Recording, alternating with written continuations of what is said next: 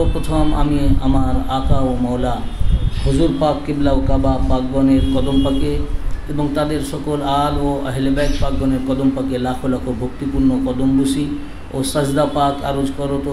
আমার সকল পীর ভাই ও পীর বোনদের জানাই আসসালামু আলাইকুম ওয়া রাহমাতুল্লাহি ওয়া বারাকাতুহু। আজকে মুহররম পাকের চতুর্থ রাত্রি। শেরে খোদা হায়দার কাররার মৌলা আলীউল মুর্তজা আলাইহিস সালাম ওনার শান পাকে এত হাদিস শরীফ বর্ণিত হয়েছে যে তা বলে শেষ করা সম্ভব নয়, এবং এই সমস্ত হাদিস শরীফ দ্বারা মৌলা আলী আলাইহিস সালামের শ্রেষ্ঠত্ব প্রমাণিত হয়। সমস্ত মাখলুকের মধ্যে মৌলা আলী আলাইহিস সালাম শ্রেষ্ঠ। এর উপরে কোরআন শরীফ, হাদিস শরীফে অনেক হাদিস বর্ণিত হয়েছে, কোরআন শরীফে আয়াতে কারিমাও এসেছে। এবং এই হাদিস শরীফগুলো আলোচনা করলে আমরা বুঝতে পারবো রাসূল পাক সাল্লাল্লাহু আলাইহি ওয়াসাল্লামের একমাত্র যোগ্য ব্যক্তি মৌলা আলী আলাইহিস সালামই ছিলেন। ইমাম তিরমিজি হাদিসে পাক বর্ণনা করেছেন কিতাবুল মানাকিবের মধ্যে যে হযরত আব্দুল্লাহ ইবনে আমর তিনি বর্ণনা করেন যে হযরত আলী আলাইহিস সালাম বলেছেন, মৌলা আলী আলাইহিস সালাম নিজেই এই হাদিসে পাকের রাবি। তিনি বলেন, কালা আলিয়ুন কুনতু ইজা সাআলতু রাসূলুল্লাহ সাল্লাল্লাহু আলাইহি ওয়াসাল্লাম আতানি ওয়া ইজা সাকাততু ইবতাদাই। যখন আমি রাসূল পাক সাল্লাল্লাহু আলাইহি ওয়াসাল্লামের কাছে কিছু চাইতাম তৎক্ষণাৎ আল্লাহ রাসূল আমাকে দিতেন, আর যদি আমি চুপ থাকতাম, কিছু যদি না বলতাম, তো আল্লাহ রাসূল সাল্লাল্লাহু আলাইহি ওয়াসাল্লাম আমার দিয়ে দেওয়া শুরু করতেন। যখন যা কিছুই দিতেন ইবতেদা করতেন আমার থেকে, অর্থাৎ আল্লাহ রসুল দেওয়ার ব্যাপারেও বুঝিয়ে দিয়েছেন যে মৌলা আলী আলাইহিস সালাম থেকেই শুরু, সব কিছুই আলী থেকে শুরু, ইমামত আলী থেকে শুরু, বেলায়াত আলী থেকে শুরু, খেলাফত আলী থেকে শুরু। হুজুর সাল্লাল্লাহু আলাইহি ওয়াসাল্লাম প্রত্যেকটা বিষয়ে মৌলা আলী আলাইহিস সালাম থেকে শুরু করতেন। ইমাম তিরমিজি হাদিসটি বর্ণনা করেছেন, এবং ইমাম তিরমিজি হাদিস শরীফটি বলেছেন যে এটা সহিহ, হাদিসের ইসনাদ সহিহ। রাসূল পাক সাল্লাল্লাহু আলাইহি ওয়াসাল্লাম তাইফের সময়, এটাও ইমাম তিরমিজি রওয়ায়াত করেছেন, ইমাম ইবনে মাজাহ রওয়ায়াত করেছেন, এবং মুহাদ্দিসিনে কেরামের এক জামাত এই হাদিস রওয়ায়াত করেছেন যে জাবের ইবনে আব্দুল্লাহ আল আনসারী রাদিয়াল্লাহু আনহু তিনি এই হাদিসে পাকের রাবি। তিনি বলেন যে রাসূল পাক সাল্লাল্লাহু আলাইহি ওয়াসাল্লাম মৌলা আলী আলাইহিস সালামের সাথে চুপি চুপি কিছু কথা বলছিলেন। তায়েফের সময় কানে কানে কথা বলছিলেন। তো এ কথা বলাতে ফাকাল নাস লাকাদ তালা নাজবাহু মা ইবনে আম্মিহি, বলছিলাম না যে সেই যুগেও মানে মুনাফিকি তখন থেকেই শুরু, নেফাকি আজকে নয়, শুরু কিন্তু রাসূল পাকের জামানা থেকে। বুঝতে পেরেছেন না? এ কথা বললে যদি কারো কষ্ট লাগে, আমার ভাই কিছু করার নাই, আপনি বলুন, যদি সেই যুগে মুনাফিকি শুরু না হয়েছে তা সূরা মুনাফিকুন নাজিল হলো কার উপরে? কোরআন পাকে সূরা মুনাফিকুন নাজিল হয়েছে, তার মানেই তারা রাসূল পাকের কাছে কালমা পড়েছে, সোহবত এখতিয়ার করেছে, তারা সাহাবী, তাদের ভিতরে মুনাফিক হয়ে গেছে। যদি মুনাফিক না থাকতো তাহলে তো সূরা কাফেরুনই পড়তো সব। রাসূল পাক সাল্লাল্লাহু আলাইহি ওয়াসাল্লাম মওলা আলী আলাইহিস সালামের সাথে কানে কানে কথা বললেন চুপি চুপি। তাতে কিছু লোক যারা ছিলেন সাহাবীদের ভিতরে, তারা বলতে লাগলেন যে দেখো আল্লাহ রসুল সাল্লাল্লাহু আলাইহি ওয়াসাল্লাম তার চাচাতো ভাইয়ের সাথে দীর্ঘক্ষণ চুপি চুপি কি কথা বলছেন। এই যে কথাটা দেখুন, এটা ইনসাল্টিং কথাবার্তা না? তার চাচাতো ভাইয়ের সাথে, আমাদের এরকম করে বলে না অনেকে, যে তার চাচাতো ভাইয়ের সাথে কীরকম দীর্ঘক্ষণ উনি কথা বলছেন। এ কথা থেকে প্রমাণিত হয় যে রাসূল পাক সাল্লাল্লাহু আলাইহি ওয়াসাল্লাম মওলা, কতকগুলো জিনিস প্রমাণিত হয়। এক নম্বর, যে রাসূল পাক সাল্লাল্লাহু আলাইহি ওয়াসাল্লাম মওলা পাকের সাথে যে কথা বলছেন এটা তারা পছন্দ করছে না, অর্থাৎ আল্লাহ রাসূলের এই আমলকে পছন্দ করছে না। তার মানে আপনার যে কর্ম আমাদের পছন্দ হবে সেটা আমরা গ্রহণ করব, আর ইয়া রাসূলুল্লাহ আপনার যে কর্ম আমাদের পছন্দ হবে না সেটা আমরা গ্রহণ করব না। এবং মওলা পাকের সাথে এইভাবে কথা বলার জন্য তাদের হিংসার উদ্রেক হচ্ছে। এই কাজগুলো আল্লাহ পাক দেখিয়ে দিয়েছেন। তো যখন এই কথা তারা বলল যে মওলা আলী তার মওলা আলী তো বলছেন না, তার চাচাতো ভাইয়ের সাথে তিনি দীর্ঘক্ষণ চুপি চুপি কথা বলছেন, যখন এই কথা তারা বলল, ফাকাল রাসূলুল্লাহ সাল্লাল্লাহু আলাইহি ওয়াসাল্লাম মা ইনতাজাইতুহু ওয়ালাকিন্নাল্লাহ ইনতাজাহু, বলেন শোনো, আমি চুপি চুপি কথা বলিনি, বরং তার সাথে আল্লাহ চুপি চুপি কথা বলেছেন। আল্লাহ রাসূল সাল্লাল্লাহু আলাইহি ওয়াসাল্লাম বলেন, তোমরা আমার উপরে শিকায়েত করছো, তো শিকায়েত আমার উপরে নয়, শিকায়েত আল্লাহর উপরে। তোমরা আমার উপরে হিংসা করছো, এটা হিংসা আমার উপরে হয়নি, হিংসা আল্লাহর উপরে হয়ে গেছে। শিকায়েত আমার উপরে নয়, শিকায়েত আল্লাহর উপরে। আমি তার সাথে চুপি চুপি কথা বলিনি, ওটা আল্লাহই তার সাথে চুপি চুপি কথা বলেছেন। এই হাদিসে পাক দেখুন, আল্লাহর হুকুমেই তো বলছেন, এবং বলছেন ওটা আল্লাহই বলছেন। এবং তাদের এই মওলা পাকের যে এই শান আল্লাহ পাক হুজুরকে বলছেন দেখিয়ে দিতে, এর জন্য তাদের রাগ হচ্ছে। এই সব রাগগুলো পুঞ্জীভূত হয়ে যার পরিণতি হয়েছে কারবালা। মানে কারবালার সূত্রপাত কিন্তু হুজুর সাল্লাল্লাহু আলাইহি ওয়াসাল্লামের জামানা থেকেই। তখন থেকে হুজুরের উপরে যদি কথা বলতে পারে, তো তার আওলাদ পাককে তো বলবে। নবী পাকের উপরে যদি বলে যে তিনি তার চাচাতো ভাইয়ের সাথে চুপি চুপি কথা বলছেন, এই রাগ উনার উপরে নিতে পারেনি, প্রতিশোধ নিতে পারেনি। এই রাগটাই উনার খানদান পাকদের উপরে নিয়েছে, আল আওলাদের উপরে নিয়েছে। এবং এত রাগ ওদের জমে ছিল, যার কারণে এই জমা রাগ এমনভাবে প্রকাশ হলো, ব্লাস্ট হলো, যে 6 মাসের শিশুকেও তারা ছাড়ল না, বিনা দানা পানি ওনাদেরকে শহীদ করলো। ওনাদের খানদান পাকদের এই রাগটা রসুল পাকের উপরে এত রাগ যে রসুল পাকের ঘরানা, আহলিয়া পাক, খানদান পাক তাদেরকে বেপর্দা করলো, নাঙ্গা উটের উপরে চাপালো, তাঁবুতে আগুন লাগিয়ে দিল। এই রাগের বহিঃপ্রকাশ হলো কারবালা। না হলে এত কেন জুলুম করবে? শহীদ করে দেওয়ার পর বাস মিটে গেল রাগ, এত জুলুম কেন করছে? দেখুন রাগ কোথা থেকে আসছে। রসুল পাক সাল্লাল্লাহু আলাইহি ওয়া সাল্লাম একদিন বললেন, রসুল পাক সাল্লাল্লাহু আলাইহি ওয়া সাল্লাম উম্মে আতিয়া রাদিয়াল্লাহু আনহা তিনি বর্ণনা করেন যে নবী পাক সাল্লাল্লাহু আলাইহি ওয়া সাল্লাম একদিন মওলা আলী আলাইহিস সালামকে কোথাও পাঠিয়েছিলেন। কোথাও বলতে একটা সামরিক বাহিনীতে। এই হাদিস শরীফের বর্ণনা থেকে বোঝা যাচ্ছে এটা রসুল পাকের বেসাল পাকের সময়। তো কোনো একটা সামরিক বাহিনীর সাথে পাঠিয়েছিলেন। তো আল্লাহ রসুল সাল্লাল্লাহু আলাইহি ওয়াসাল্লাম বললেন, রাবি বর্ণনা করছেন, ক্বালাত সামি'তু রাসূলুল্লাহ সাল্লাল্লাহু আলাইহি ওয়াসাল্লাম ওয়া হুয়া রাফিউন ইয়াদাইহি ইয়াকুলু আল্লাহুম্মা লা তুমিতনি হাত্তা তুরিনি আলিয়ান। আল্লাহ তুমি ততক্ষণ পর্যন্ত আমার মাউত দিও না যতক্ষণ পর্যন্ত আমি আলীকে না দেখেলি। অর্থাৎ আলী আলাইহিস সালামকে না দেখা পর্যন্ত যেন আমার মৃত্যু না হয়, আমার মাউত যেন না আসে, আল্লাহর কাছে দোয়া চাইছেন। দেখুন মওলা আলী আলাইহিস সালাম যখন আসলেন কাবা শরীফের ঘরে, উনি 3 দিন চোখ বন্ধ করেছিলেন, যে যতক্ষণ রসুল পাক না আসবেন চোখ খুলবেন না। আল্লাহ রসুল আসলেন, প্রথম রসুল পাককে দেখলেন। মওলা আলী আলাইহিস সালাম যখন দুনিয়ায় আসলেন, মওলা আলী রসুল পাককে প্রথম দেখলেন। রসুল পাক যখন দুনিয়া ছেড়ে যাচ্ছেন, প্রথম তিনি দুনিয়া ছেড়ে যাওয়ার সময় শেষ আলীকে দেখে যেতে চাচ্ছেন। বলুন, কোনো মানুষ যখন ইন্তেকাল করে শেষ কাকে সে দেখতে চায়? আমাদের সাধারণদের নিয়ে বিবেচনা করুন, যখন কোনো মানুষ ইন্তেকাল করে সর্বশেষ কাকে দেখতে চায়? সে তার সবচেয়ে প্রিয় ব্যক্তিকে দেখতে চায়, তাই না? তার যদি মেয়ে দূরে থাকে তো সে চাইবে যে আমার মেয়েকে তাড়াতাড়ি নিয়ে এসো, আমি মারা যাওয়ার আগে দেখে যেতে চাই, প্রিয় ব্যক্তিদের দেখে যেতে চাই। এই হাদিস শরীফ থেকে প্রমাণ হয় যে রসুল পাক সাল্লাল্লাহু আলাইহি ওয়াসাল্লামের কাছে সবচেয়ে প্রিয় মওলা আলী আলাইহিস সালাম ছিলেন।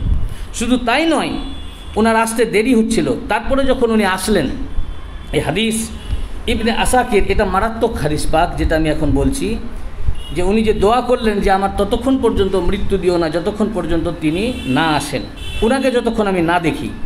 ইবনে আসাকির তারিখে দিমাশকাল কবিরে হাদিস রওয়ায়াত করেছেন, মুহিবুদ্দিন তাবারি জাখাইরুল উকবার মধ্যে, ইমাম আহমদ বিন হাম্বল মুসনাদের 6ষ্ঠ খণ্ডে 30 পৃষ্ঠায়, রিয়াদুন নাদারার মধ্যে মুহিবুদ্দিন তাবারি হাদিস রওয়ায়াত করেছেন, ইবনে কাসির আল বেদায় ওয়া নেহায়াতে ভিন্ন আলফাজের সহিত রওয়ায়াত করেছেন, ইমাম হাকিম মুস্তাদরাক আলা সহিহাইনের মধ্যে সহি সানাদে হাদিসটি রওয়ায়াত করেছেন। এই হাদিসের রাবি খোদ উম্মুল মুমিনিন আয়েশা সিদ্দিকা রাদিয়াল্লাহু আনহা। যখন রাসূল পাক সাল্লাল্লাহু আলাইহি ওয়াসাল্লাম বিছানায় শুয়ে আছেন, ওনার তখন শেষ সময়, দুনিয়া ছেড়ে চলে যাবেন এইরকম টাইম, ওই সময় আয়েশা সিদ্দিকা রাদিয়াল্লাহু আনহা উম্মুল মুমিনিন, সমস্ত মুমিনিনদের আম্মা জান, তিনি বর্ণনা করছেন, আনা আয়েশা قالت قال رسول الله صلى الله عليه وآله وسلم وهو في بيتها لما حضره الموت রসুল পাক সাল্লাল্লাহু আলাইহি ওয়াসাল্লামের যখন বেসালে হকের সময় হলো তখন তিনার বাড়িতে উনি আমার বাড়িতেই ছিলেন। অতঃপর রসুল পাক সাল্লাল্লাহু আলাইহি ওয়াসাল্লাম বলেন উদউ লি হাবিবি, বলেন তোমরা আমার হাবিবকে আমার জন্য ডেকে দাও। রসুল পাক সাল্লাল্লাহু আলাইহি ওয়াসাল্লাম বললেন আমার হাবিবকে তোমরা ডেকে দাও আমার হাবিবের জন্য। ফাদাউতু লাহু আবু বকর, তখন আমি হযরত আবু বকরকে ডেকে আনলাম। ফানাজারা ইলাইহি, আল্লাহ রসুল শুয়েছিলেন, মাথা তুলে বালিশ থেকে মাথা তুলে হয়ে দেখলেন। যখন দেখলেন ইনি হযরত আবু বকর, সুম্মা ওয়াদা রাসাহু, তিনি তার সাথে কোনো কথা বললেন না, মাথা নিচে আবার রেখে দিলেন। সুম্মা ক্বাল উদউ লি হাবিবি, অতঃপর বললেন আবার বললেন আমার হাবিবকে ডেকে দাও। ফাদাউ লাহু উমর, তখন হযরত উমরকে ডাকা হলো। ফালাম্মা নাজারা ইলাইহি ওয়াদা রাসাহু, উনি আবার মাথা তুলে দেখলেন। যখন দেখলেন উমর তার সাথে কোনো কথাই বললেন না, আবার মাথা নিচে রেখে দিলেন। সুম্মা ক্বাল উদউ লি হাবিবি, আবার বললেন আমার জন্য আমার হাবিবকে ডেকে দাও। যখন এই কথা বললেন ফাকুলতু, উম্মুল মুমিনিন আয়েশা সিদ্দিকা রাদিয়াল্লাহু আনহা সমস্ত মুমিনিনদের আম্মাজান বলছেন, তখন আমি বললাম উদউ লাহু আলী ইবনে আবি তালিব, তোমরা বুঝতে পারছো না উনি এই সময়ে আলী ইবনে আবি তালিব আলাইহিস সালামকে ডাকছেন, উনাকে চাচ্ছেন। এরপর বলেন ফাওয়াল্লাহ মা ইউরিদু গায়রাহু, এই মুহূর্তে শেষ সময়ে উনি আলী ছাড়া কাউকেই চাইছেন না, আলী আলাইহিস সালাম ছাড়া উনি কাউকেই চাইছেন না। অতঃপর মওলা আলী আলাইহিস সালাম যখন আসলেন, ফালাম্মা রাআহু, মওলা আলী আলাইহিস সালামের চেহারার দিকে দেখলেন, অতঃপর কাছে ডাকলেন। ফাআফরাদা সাওবা আল্লাযী কানা আলাইহি, অতঃপর রাসূল পাক সাল্লাল্লাহু আলাইহি ওয়াসাল্লাম যে কামলি চাদর পরেছিলেন চাদরটা খুলে দিলেন। সুম্মা আদখালাহু ফিহি, অতঃপর মওলা আলী আলাইহিস সালামকে ওই চাদরের ভিতরে ঢুকিয়ে ওনার উপরে শুইয়ে নিলেন, বুকে বুক মুখে মুখ লাগিয়ে দিয়ে চাদরটা আবার ঢেকে দিলেন। চাদরটা খুলে চাদরের ভিতরে ঢেকে নিলেন। অতঃপর আল্লাহর উম্মুল মুমিনিন আয়েশা সিদ্দিকা রাদিয়াল্লাহু আনহা বললেন ততক্ষণ পর্যন্ত রসুল পাক ওনার উপরে মওলা আলী আলাইহিস সালাম চাদরের ভিতরে একভাবে ওই শুয়েছিলেন, বুকে বুক এবং মুখে মুখ লাগিয়ে, হাত্তা কুবিদা, এমনকি যতক্ষণ পর্যন্ত ওনার রূহ মুবারক বেরিয়ে না গেল। ওয়া ইয়াদাহু আলাই, আর রসুল পাক সাল্লাল্লাহু আলাইহি ওয়াসাল্লামের হাত মুবারক মওলা আলী আলাইহিস সালামের উপর এইভাবে ছিল, ওনার রূহ মুবারক বেরিয়ে গেল। অর্থাৎ রসুল পাক সাল্লাল্লাহু আলাইহি ওয়াসাল্লাম দুনিয়া ছেড়ে যাওয়ার সময় সবচেয়ে নিকটবর্তী মওলা আলী আলাইহিস সালাম ছিলেন, যেন মনে হলো রূহ এক জায়গা থেকে আরেক জায়গায় ট্রান্সফার হলো। কেন হবে না? কোরআন পাকে মওলা আলী আলাইহিস সালামকে রসুল পাকের জান বলা হয়েছে, জান না আসলে জান কবজ হবে কি করে? জান না আসলে, যখন মুবাহেলা আয়াত পাক তো আপনারা আমি অনেকবার আমরা বলেছি, ইউটিউবের উপরে বক্তব্য রয়েছে, যে যখন ইহুদিদের সাথে মোবাহেলা হলো, মোবাহেলার আয়াত হুকুম হলো, আল্লাহ পাক আয়াত নাজিল করলেন যে কুল তাআলাউ নাদউ আবনানা ওয়া আবনাকুম ওয়া নিসাআনা ওয়া নিসাআকুম ওয়া আনফুসানা ওয়া আনফুসাকুম সুম্মা নাবতাহিল ফানাজআল লা'নাতাল্লাহি আলাল কাযিবিন। বললেন যে হে নবী ওদেরকে বলে দিন, ইহুদিদের খ্রিস্টানদেরকে, যে এসো আমরা ডেকে নিই আমরা আমাদের পুত্রদেরকে, তোমরা ডেকে নাও তোমাদের পুত্রদেরকে, আমরা ডেকে নিই নিসাআনা নিসাকুম, আমাদের মহিলাদেরকে তোমরা ডেকে নাও তোমাদের মহিলাদেরকে, এবং আমরা ডেকে নিই আমাদের জানসমূহকে, তোমরা ডেকে নাও তোমাদের জানসমূহকে। এরপরে আল্লাহর কাছে আমরা প্রার্থনা করি যাতে আল্লাহ পাক মিথ্যুকদের উপরে, মিথ্যাবাদী কাজ্জাব তাদের উপরে লানাত করেন, অভিসম্পাত করেন। এই আয়াত পাক যখন নাজিল হলো, মুসলিম শরীফের হাদিসে পাক, তিরমিজি শরীফ, আহমদ ইবনে হাম্বাল তাফসিরে দুররে মানসুর, সমস্ত তাফসিরের কিতাবে এসছে, এবং মুসলিম শরীফের আলফাজ যে যখনই লাম্মা নাজালাত হাযিহিল আয়াহ দা রাসূলুল্লাহ সাল্লাল্লাহু আলাইহি ওয়া সাল্লাম আলিয়ান ওয়া ফাতিমাতা ওয়া হাসানান ওয়া হুসাইনা, রাসূল পাক সাল্লাল্লাহু আলাইহি ওয়াসাল্লাম আলীকে ডাকলেন, ফাতিমাকে ডাকলেন, হাসান আর হুসাইন আলাইহিমুস সালামদেরকে ডাকলেন। ডাকার পরে বললেন আল্লাহুম্মা হাউলাই আহলি, এ আল্লাহ ইনারা আমার আহলে বাইত। এবং বড় ইমাম পাককে কোলে তুলে নিলেন, ছোট ইমাম পাককে কোলে তুলে নিলেন, বড় ইমাম পাকের আঙুল ধরে নিলেন, খাতুনে জান্নাত পাক পিছে পিছে যেতে লাগলেন, তার পিছনে মওলা আলী আলাইহিস সালাম ময়দানে পৌঁছালেন এবং বললেন যে হে আমার আহলে বায়াত, আমি যখন দোয়া করব, ইজা দাআউতু ফাআমিনু, তোমরা আমিন বলবে। তখন রাহেব বলল যে আমরা মোবাহেলা করতে চাই না, আমি এমন নুরানি 5টা চেহারা মোবারক দেখছি, এনারা যদি একবার বলে দেন তো পাহাড় এক জায়গা থেকে সরে আর এক জায়গায় চলে যাবে। দেখুন খ্রিস্টানদের রাহেব, তার নাম আকেব, সে চিনে ফেললো কোলের শিশু ইমাম পাককে, আর আমরা মুসলমান চিনতে পারলাম না, ওনাদের উপরে জুলুমবাজি।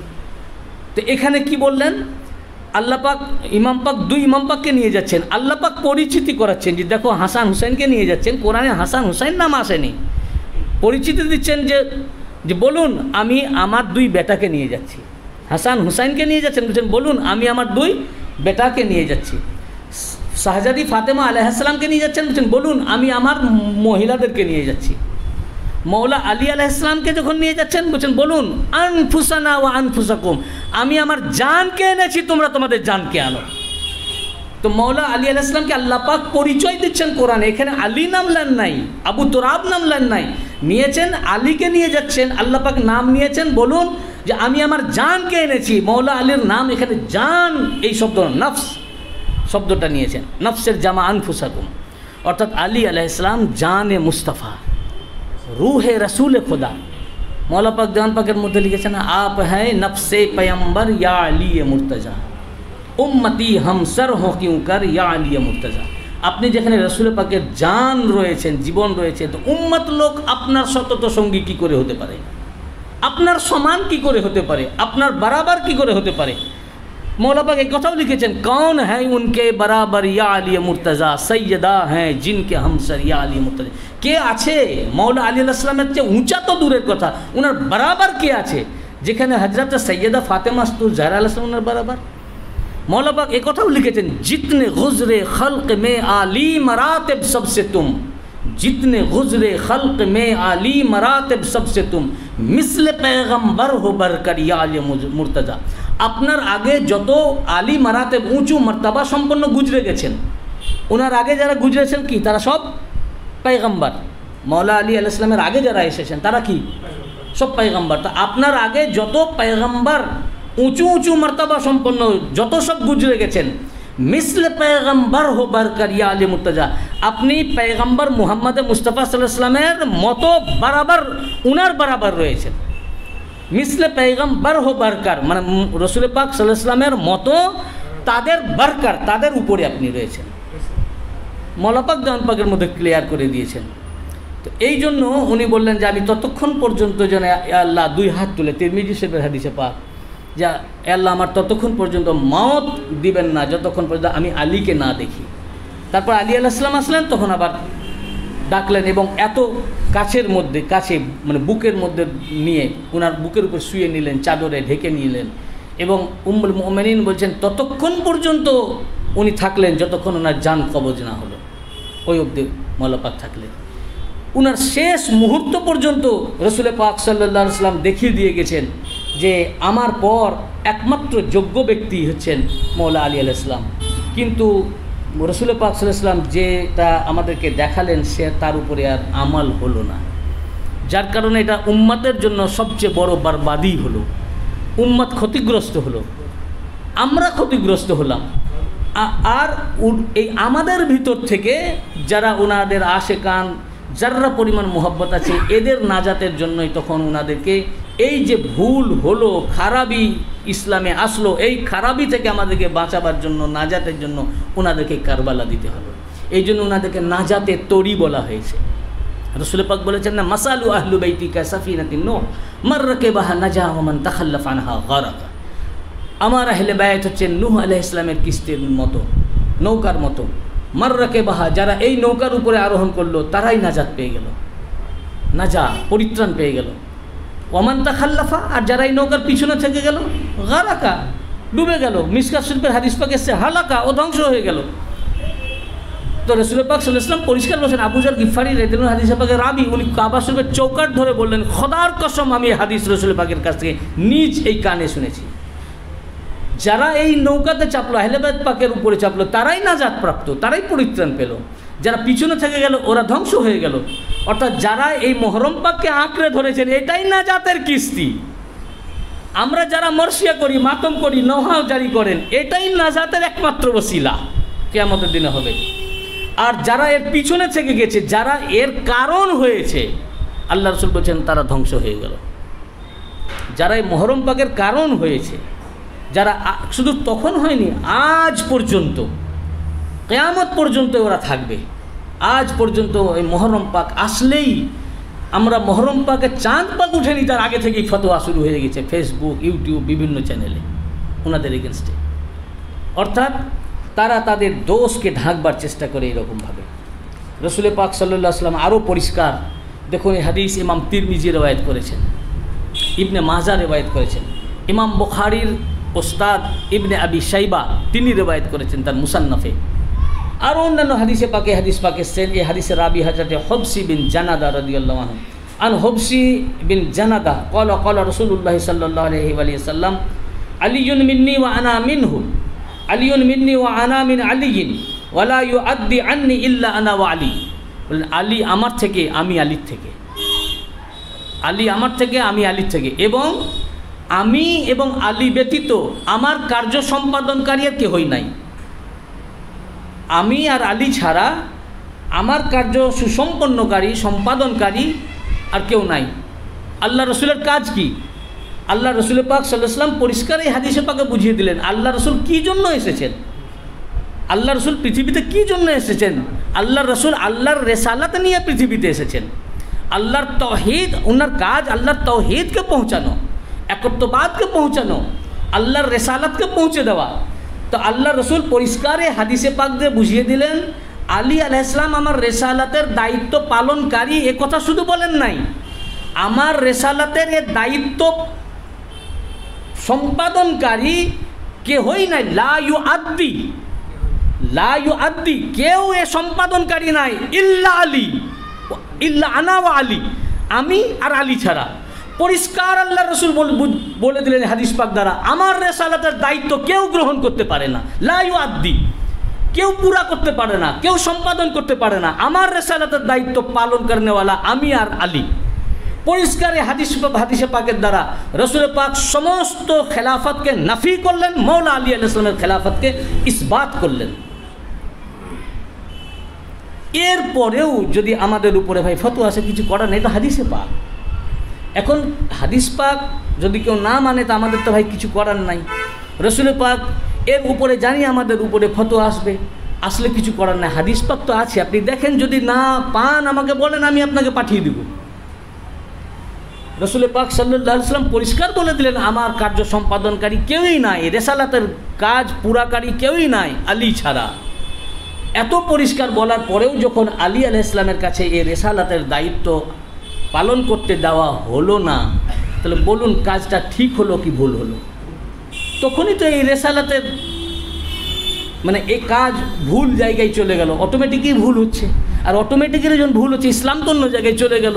তখনই মওলা আলী আলাইহিস সালাম ডিসাইড করলেন যে আর উপায় নাই, এখন আমাদেরকে ইসলামকে রক্ষা করার জন্য আমাদের জীবন দিতে হবে।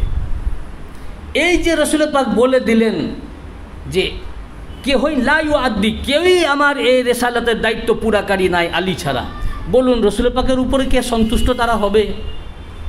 আগেই তো দেখছিলেন হুজুর সাল্লাল্লাহু আলাইহি ওয়াসাল্লামকে হত্যা, এই কারণে রসুল পাককে পর্যন্ত হত্যা করতে গেছে। তাদের রাগ হলো যে সব কিছুই মওলা আলী আলাইহিস সালাম। এবং রসুল পাক সাল্লাল্লাহু আলাইহি ওয়াসাল্লাম বলেছেন, আল্লামা হাকিম তার মুস্তাদরাকের মধ্যে রিওয়ায়াত করেছেন, উম্মুল মুমিনিন উম্মে সালমা রাদিয়াল্লাহু আনহা হাদিসের রাবি, এবং হযরত আবু যার গিফারি রাদিয়াল্লাহু আনহু হাদিসের রাবি বলেন, আন আলিয়্যু মা'আল কুরআনি ওয়াল কুরআনু মা আলিয়্যিন লা ইয়াতাফাররাকা হাত্তা ইয়ারিদা আলাইয়াল হাউজ। আলী কোরআনের সাথে, কোরআন আলীর সাথে, কোরআন আলীর সাথে, আলী কোরআনের সাথে, এমনকি হাউজে কাউসারে আমার সাথে মিলিত না হওয়া পর্যন্ত কোরআন আর আলী একে অপর থেকে পৃথক হবেন না। তো কোরআন আলীর সাথে, আলী কোরআনের সাথে। তাহলে কোরআন কোথায় আছে? আলী আলাইহিস সালামের সাথে। আলী আলাইহিস সালাম কোরআনের সাথে আছেন। তাহলে কোরআন মওলা আলী আলাইহিস সালামের সাথে আছে, কিয়ামত পর্যন্ত মওলা আলী থেকে বিচ্ছিন্ন হবেন না, হাউজে কাউসার মিলিত হবে। তো কোরআন যদি মওলা আলী আলাইহিস সালামের সাথে থাকে, তো যারাই আলী থেকে দূরে সরে গেল, ও কি আলী থেকে তো দূরে সরে নাই, ও কোরআন থেকে সরে গেছে। আর যে কোরআন থেকে সরে গেল, ও আর ইসলাম থাকলো, আর ইসলামে থাকলো, আর মুসলমান থাকলো, ও তো মুসলমানই না। আজ এই 72 ফিরকার ইসলাম কিন্তু কোরআন থেকে সরে গেছে, আলী আলাইহিস সালাম থেকে সরে যাওয়ার কারণে। রসুল পাক সাল্লাল্লাহু আলাইহি ওয়া সাল্লাম মৌলা আলী আলাইহিস সালামের শানে বলেছেন, এই হাদিস আল্লামা হাকিম মুস্তাদরাকের মধ্যে সহি সনদে বর্ণনা করেছেন, 3য় খণ্ডের 128 পৃষ্ঠায় বলেছেন, হাজা হাদিসুন সহিহুল ইসনাদ, এই হাদিসের ইসনাদ সহি। এছাড়াও এই হাকিম ইমাম দাইলামিও রিওয়ায়াত করেছেন। ইবনে আব্বাস রাদিয়াল্লাহু আনহু হাদিসে পাকের রাবি হযরত আব্দুল্লাহ ইবনে আব্বাস রাদিয়াল্লাহু বলেন, আন ইবনে আব্বাস ক্বালা নাযারা নবী সাল্লাল্লাহু আলাইহি ওয়া সাল্লাম ইলা আলী ফাকালা ইয়া আলী আনতা সাইয়্যিদুন ফিদ দুনিয়া ওয়া সাইয়্যিদুন ফিল আখিরাহ। রাসূল পাক সাল্লাল্লাহু আলাইহি ওয়া সাল্লাম একদিন মাওলা আলী আলাইহিস সালামের দিকে দৃষ্টি দিলেন, দেখে বললেন, হে আলী, তুমি হচ্ছ দুনিয়াতেও সৈয়দ এবং আখেরাতেও তুমি সৈয়দ। দুনিয়ারও তুমি সরদার, আখেরাতেরও তুমি। এ হাদিসের ইসনাদ সহি। ইমাম হাকিম বলেছেন, হাজা হাদিসুন সহিহুন আলা শর্তে শাইখাইন, ইমাম বুখারী ও মুসলিমের শর্তে হাদিস সহি। বলেন তুমি দুনিয়ারও সরদার, আর তো সরদারি কার? আলী আলাইহিস সালামের। সরদারি আলী আলাইহিস সালাম। আলী আলাইহিস সালাম থেকে সরদারি অন্যদিকে গেলে আর ইসলাম থাকলো। এই সব কারণে রসুল পাক সাল্লাল্লাহু আলাইহি ওয়াসাল্লামের প্রতি তাদের রাগ জমেছিল, তারা গিরগির করছিল রাগে। এই রাগ এসে ব্লাস্ট হলো কারবালায় গিয়ে। উনাকে সরদার রসুল পাক বানিয়ে দিয়েছেন। শুধু রসুল পাক না, আল্লাহ পাক করেছেন। রসুল পাক আল্লাহর হুকুমে বলেছেন, দুনিয়াতেও উনি সরদার, আখেরাতেও উনি সরদার, আমাদের ইমাম, আমাদের নেতা। এরপরে বললেন, হাবিবুকা হাবিবি ওয়া হাবিবি হাবিবুল্লাহ, তোমার হাবিব হচ্ছে আমার হাবিব, আর আমার হাবিব আল্লাহর হাবিব। ওয়া আদুবুকা আদবি ওয়া আদবি আদুবুল্লাহ, আর তোমার শত্রু আমার শত্রু, আর আমার শত্রু আল্লাহর শত্রু। অর্থাৎ যারাই আলী আলাইহিস সালামের সাথে শত্রুতা করেছে ও আল্লাহর শত্রু হয়ে গেছে, আর যারা আলী আলাইহিস সালামকে মুহাব্বত করেছে, ভালোবেসেছে, আল্লাহর সে হাবিব হয়ে গেছে। এরপরে আল্লাহ বল ওয়াইলু লিমান আবগাদাকা বাদি, এই বাদি শব্দ ব্যবহার করেছেন। তার জন্য বরবাদি, আমার পর যারা তোমার সাথে দুশমনি করে, তোমার প্রতি বিদ্বেষ রাখে, হিংসা রাখে, আমার পর বাদি, আমার পর যারা তোমার প্রতি বিদ্বেষ রাখে, তাদের জন্য বরবাদি। এখন বলুন, তরবারি উনার মৌলা আলী আলাইহিস সালামের সাথে সিফফিনে, জঙ্গে জামালে বিভিন্নতে ধারণ করলো, এটা বন্ধুত্ব না শত্রুতা? এটা তো শত্রুতা। আল্লাহ রসুল বললেন তার জন্য বরবাদি, যে তোমার প্রতি হিংসা করে। রসুল পাক সাল্লাল্লাহু আলাইহি ওয়াসাল্লামের পর যারা যারা মওলা পাকের প্রতি হিংসা করেছে, তার জন্য বরবাদি, সে বরবাদ হয়ে গেছে, ধ্বংস হয়ে গেছে। মওলা আলী আলাইহিস সালামকে তো সৈয়দ বললেন। হাদিস ইমাম তিরমিজি, ইমাম ইবনে মাজাহ, আহমদ ইবনে হাম্বল, এর একটা যদি আপনারা চান আমি লিস্ট দিয়ে দিতে পারি হাদিসে পাকের, আমার মওলা পাকের কদম পাকের সাদকা থেকে, যে রসুল পাক সাল্লাল্লাহু আলাইহি ওয়া সাল্লাম দুই ইমাম পাকের জন্য বললেন। আবু সাঈদ খুদরি রাদিয়াল্লাহু হাদিসে পাকের রাবি, এবং ইমাম তিরমিজি বলেছেন, হাজা হাদিসুন সহি হাসানুন সহিহুন, এই হাদিস হাসান এবং সহি। আবু সাঈদ খুদরি রাদিয়াল্লাহু বলেন, ক্বালা রাসূলুল্লাহ সাল্লাল্লাহু আলাইহি ওয়া সাল্লাম, আল হাসান ওয়াল হুসাইন সাইয়্যিদা শাবাবি আহলিল জান্নাহ, হাসান আর হুসাইন আলাইহিস সালাম জান্নাতের যুবকদের সর্দার। সর্দার হবেন বলেন নাই, এই হাদিসে পাকের অর্থ হচ্ছে সর্দার আছেন। এবং বড় ইমাম পাক কোলের শিশু, তাকে জানু মুবারকের উপর বসিয়ে, সহিহ বুখারী হাদিস, বললেন ইনি সৈয়দ আছেন, সৈয়দ হবেন বলেন নাই, সৈয়দ আছেন। হাজা সৈয়দুন, এর অর্থ ইয়ে সৈয়দ হ্যাঁ, ইনি সৈয়দ আছেন, এবং ইনি যত সম্ভব দুই মুসলমান, বিবাদমান দুই মুসলমানের জাতির মধ্যে, দলের মধ্যে সুলহ করাবেন। তো দেখুন, দুই ইমাম পাককে যে বললেন শুধু দুনিয়ার নয়, জান্নাতের সর্দার। তখন ইমাম পাকের উমর মোবারক কত? রসুল পাক সাল্লাল্লাহু আলাইহি ওয়াসাল্লাম যখন দুনিয়া ছেড়ে যান, তখন বড় ইমাম পাকের উমর মোবারক 8 বছরের নিচে দুনিয়াভি বয়স, আর ছোট ইমাম পাকের বয়স 7 বছরের নিচে। তার আরও কয়েক বছর আগে বলেছেন, তাহলে 7 এবং 8 বছরেরও কম, তার থেকে অনেক কম, 4-5 বছরের হয়তো শিশু, তার জন্য বলছেন, এবং কোলের শিশু, তার জন্য বলছেন সর্দার। তো রাগ হবে কি হবে না যে আমরা বুড়ো বুড়ো লোক, এত বয়স্ক লোক, আমরা সর্দারই নই, এই বাচ্চা শিশু সর্দার? আসলে কি, এই আহলে বাইত পাকের খানদানদের বয়স হয় না, ইনারা মায়ের কোল থেকে সর্দার, জন্মগ্রহণ করেন সর্দারি নিয়ে, ইমামত নিয়ে। ইনাদের সদ্যজাত শিশু মাদার জাত ইমাম, মাদার জাত সর্দার, এবং দুনিয়াতে নয়, মায়ের পেটেই এসেছেন ইমাম হয়ে, সর্দার হয়ে, বেলায়েত নিয়ে। এ খানদান পাকের বয়স হয় না, ইনাদের প্রত্যেকটা সদ্যজাত শিশু আমাদের নেতা, এ উম্মতের ইমাম, আমাদের মাওলা, আমাদের প্রভু, বয়স ইনাদের হয় না। এদের তো তখন এই সব কারণে এদের আরও রাগের সঞ্চার হচ্ছে। আমরা এত যুদ্ধ করলাম, এ করলাম, কত কি করলাম, আর আমাদের জন্য সর্দারি আসছে না, এই কোলের শিশুকে বলছেন সর্দার। এই রাগ এই কোলের শিশুর উপরে এসে পড়লো, মওলা আলী আলাইহিস সালামের উপরে। যে ইনাদের সানে এত হাদিস আল্লাহ রসুল বলে গেছেন। শুধু তাই নয়, সূরা 9 হিজরিতে সূরা তওবা, সূরা বারাতের আয়াত, কাফির ও মুশরিকদের উপরে আয়াত নাজিল হলো। রাসূল পাক সাল্লাল্লাহু আলাইহি ওয়াসাল্লাম হযরত আবু বকরকে দিয়ে হজের আমির করে পাঠালেন, হজের আমির করে পাঠালেন। আর এই আয়াত পাকগুলো দিয়ে পাঠালেন যে তুমি এগুলো শুনিয়ে দিবে, কাবা তওয়াফ করবে তাদেরকে। এমন সময় আল্লাহর হুকুম হলো, উনি চলে গেলেন হজের আমির হজ হয়ে। আল্লাহ পাকের হুকুম হলো, হে আমার হাবিব, এ কাজ অন্য কারোর উপযুক্ত নয়, এটা আপনি বা আপনার আহলে বাইতের ভিতর থেকে করবে। রাসূল পাক সঙ্গে সঙ্গে মওলা আলী আলাইহিস সালামকে ডাকলেন এবং নিজের সওয়ারটা ওনাকে দিলেন, বললেন এটার উপরে তুমি যাও, গিয়ে মাঝ পথে হজরতে আবু বকর ওনার কাছ থেকে আয়াত পাকগুলো নিয়ে নিবে এবং তুমি এর এলান করবে। মওলা আলী আলাইহিস সালামকে বললেন, এটা কোরআন পাকের সূরা তওবার যে কোনো তাফসীর আপনি তুলেন, সব তাফসীরের মধ্যে রয়েছে। এমনকি ইমাম নাসাই তার খাসায়েসে আলীর মধ্যেও রিওয়ায়াত করেছেন, আহমদ ইবনে হাম্বলও রিওয়ায়াত করেছেন তার মুসনাদের মধ্যে। রাসূল পাক সাল্লাল্লাহু আলাইহি ওয়াসাল্লামের প্রতি আল্লাহ পাকের আদেশ হলো, উনি বুঝিয়ে দিলেন যে আপনার রেসালাতের দায়িত্ব আপনি বা আপনার ঘরের ভিতর থেকে করতে হবে।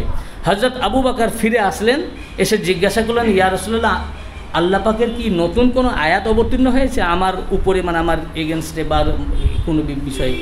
আল্লাহ রসুল বলেন, না, কোনো আয়াত নাজিল হয় নাই, বরং আল্লাহ তাআলা আমাকে জানিয়েছেন যে এই রেসালাতের এই দায়িত্ব, এই কাজ আমি বা আমার আহলে বাইতের ভিতর থেকে করতে হবে, আমাদের ভিতর থেকে যেন এটা করি।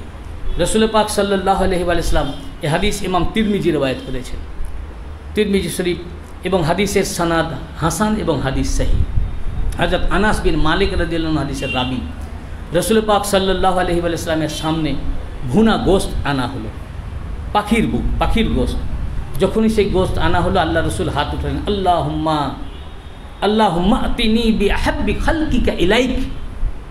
আল্লাহ, তোমার সারা সৃষ্টি জগতের মধ্যে, বলেন নেই যে আমার এই সাহাবীদের ভিতরে, কি এই আরবের মধ্যে, কি মুসলমানদের মধ্যে, বা আমার উম্মতের মধ্যে, এ আল্লাহ, তোমার সারা সৃষ্টি জগতের মধ্যে তোমার কাছে যিনি সবচেয়ে প্রিয় তাকে তুমি পাঠাও, যিনি আমার সাথে এই গোশত খাবেন, পাখির গোশত।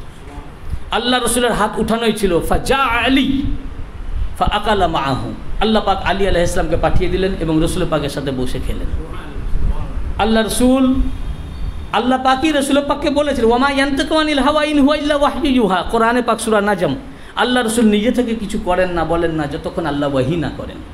আল্লাহ পাক রসুল পাককে হুকুম করলেন, আপনি দেখিয়ে দেন, শুধু সাহাবায়ে কেরামদের মধ্যে আফজাল নয়, উম্মতের মধ্যে শুধু আফজাল নয়, মুসলমানদের মধ্যে আফজাল নয়, তামাম মাখলুকের মধ্যে ফেরেশতাও পড়েন, মাখলুকের মধ্যে পয়গম্বরগণও পড়েন, তামাম মাখলুকের মধ্যে আলী আলাইহিস সালাম শ্রেষ্ঠ।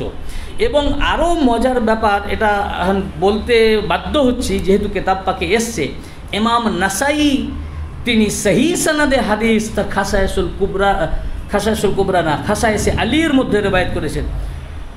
খাসায়েসে আলীর মধ্যে ইমাম নাসাই এই হাদিস শরীফটা একটু ভিন্ন আলফাজে, যখন আল্লাহ রসুল বলেন আল্লাহুম্মা আতিনি, এটারও রাবি হযরত আনাস বিন মালিক রাদিয়াল্লাহু আনহু, আল্লাহুম্মা আতিনি বিহাব্বি খালকিকা ইলাইক, আল্লাহ, তোমার সৃষ্টি জগতের মধ্যে তোমার কাছে সবচেয়ে যিনি প্রিয় তাকে আমার কাছে পাঠাও। আচ্ছা ভাই বলেন, যদি মওলা আলীর চেয়েও শ্রেষ্ঠ কোনো পয়গম্বর হতেন, আল্লাহ হাজির করতে পারতেন না?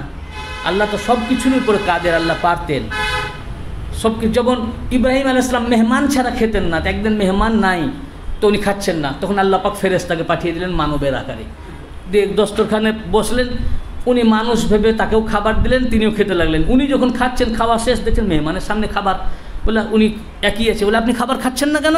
তো বললেন যে আমি তো মানুষ না, আমরা খাবার খাই না, আমরা এই খাওয়া থেকে পাক, আমি ফেরেশতা, আপনি খাচ্ছেন না, তাই আল্লাহ পাক মেহমানদার আপনাকে খাওয়াবার জন্য মানবের আকারে আমাকে পাঠিয়েছে। তাহলে আল্লাহ কুদরতময়, আল্লাহ সব কিছু উপর কাদের, আল্লাহ পারেন, কিন্তু আল্লাহ আলী আলাইহিস সালামকে হাজির করলেন। তো ইমাম নাসাই হাদিস রিওয়ায়াত করছেন যে যখন বললেন তোমার সৃষ্টি জগতের মধ্যে আল্লাহ তোমার কাছে যে সবচেয়ে প্রিয়, তোমার কাছে, তার মানে আল্লাহর সবচেয়ে প্রিয় হলেন আলী, তোমার যে সবচেয়ে প্রিয় তাকে পাঠাও। সুম্মা জা আবা বকর, যখন এই দোয়া করলেন হযরত আবু বকর আসলেন। ফারাদ্দাহু, আল্লাহ রসুল তাকে রিজেক্ট করলেন। সুম্মা জা ওমর, অতঃপর হযরত উমর আসলেন, ফারাদ্দাহু, আল্লাহ রসুল তাকে রিজেক্ট করলেন। সুম্মা জা আলী ফাআজিনা লাহু ফাআকালা মাআহু, অতঃপর হযরত আলী আসলেন এবং তাকে উনি হুকুম দিলেন, ইজাজত দিলেন এবং রসুল পাকের সাথে বসে খেলেন। এ তো ভাই হাদিসে পাক, আল্লাহ রসুল বলেছেন, ইমাম নাসাই রেওয়ায়েত করেছেন। আর ইমাম নাসাই এসব হাদিস রেওয়ায়েত করার জন্য ওই উনি যখন দামেস্কের উপর দিয়ে যাচ্ছিলেন হজ করতে, তো দেখলেন যে মওলা আলী আলাইহিস সালামকে গালিগালাজ করা হচ্ছে, মেম্বারে দাঁড়িয়ে তারা গালিগালাজ করছে, ওনার খুব কষ্ট হলো। তখন উনি বেরিয়ে আসলেন এবং একটি কেতাব পাক রচনা করলেন মওলা আলী ইসলামের ফাজিলতের উপরে, এবং কেতাবটির নাম দিলেন খাসায়েসে আলী। তার ভিতরে এই হাদিসটি রিওয়ায়াত করেছেন। তখন তার এবং এসে এই হাদিসের বইটি পড়ে পড়ে শোনালেন। তারা বলল যে মওলা আলীর তো আপনি শান বয়ান করলেন, বুঝলাম, তো আমাদের আমির মুআবিয়ার শান বয়ান করেন। উনি বললেন যে মুআবিয়ার শানে কোনো হাদিস রসুল পাক থেকে মরবি নাই তার ফজিলতে। একটি হাদিস আল্লাহ রসুল থেকে শুনেছি, আল্লাহ রসুল বলেছেন যে তার পেট কখনো ভরবে না, এবং মুআবিয়ার যদি চুল জাহান্নামের আগুন থেকে যদি একটা চুলও বেঁচে যায়, এটাই তার সবচেয়ে বড় ফজিলত।